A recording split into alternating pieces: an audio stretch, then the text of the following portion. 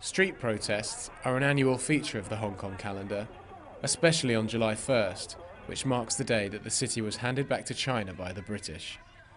But this year feels different. Most of the people gathering here in Victoria Park before embarking on a 5-kilometre walk across town have come to ask for political reform. It's about 30 degrees here at the moment with 80% humidity. We've even had a spot of rain, but that hasn't stopped tens of thousands, if not hundreds of thousands, from turning out here this afternoon. While the grievances may vary, the focus this year is undoubtedly on democracy. Hong Kong has been promised universal suffrage for its next election in 2017.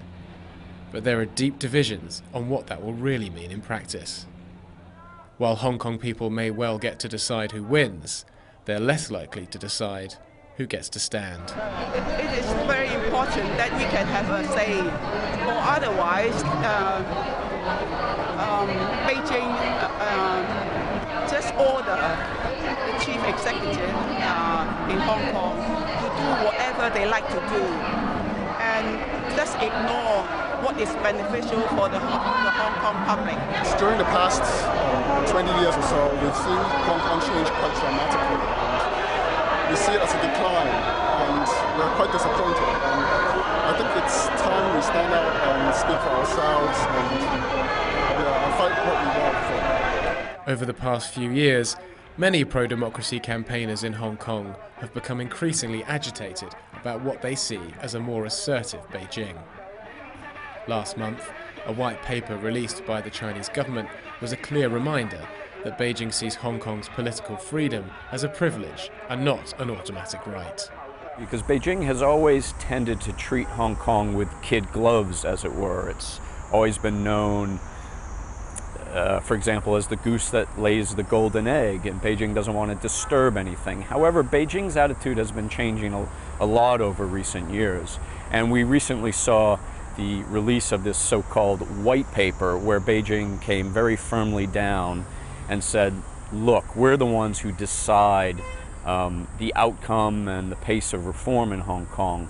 An unofficial referendum organised by Occupy Central, a pro-democracy group, on how universal suffrage should work was signed by close to 800,000 people. The Beijing government was unimpressed and declared it illegal. We believe that Beijing has broken its promise for giving Hong Kong people high autonomies, particularly in internal affairs. So I guess it is one of the very important reasons why people vote in our civil referendum.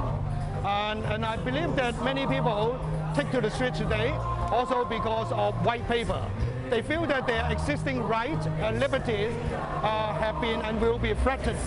One pro-democracy organisation attracting attention this year is Scholarism, a group of school and college-age students led by 17-year-old Joshua Wong. 我諗我哋今次學民思潮係喺當晚遊行之後係會係遊行過去特首辦，因為我哋希望係將行動升級，亦都係將呢個矛頭係指翻去我哋嘅特首政府官員梁振英嗰度。當我哋見到有71萬人去出嚟投票去支持公民提名，我哋嘅政府依然係坐視不理嘅時候，我哋只好希望佢聽民意，透過包圍特首辦嘅行動，話俾佢聽，如果你再唔回應我哋行動將會升級，同埋希望喺7月2號朝早同佢特首尋求一個對話嘅機會。But while some hope that such action will lead to change, others have a dim view about Hong Kong's prospects. Well, at this juncture, I'd say it's quite bleak. Yeah, and however, if more people come out, I think we can change that prospect. Yeah.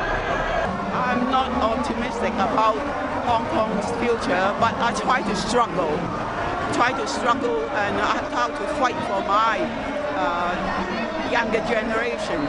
So far, neither the Hong Kong nor the Beijing government has shown any signs of backing down. So this fight looks set to run and run.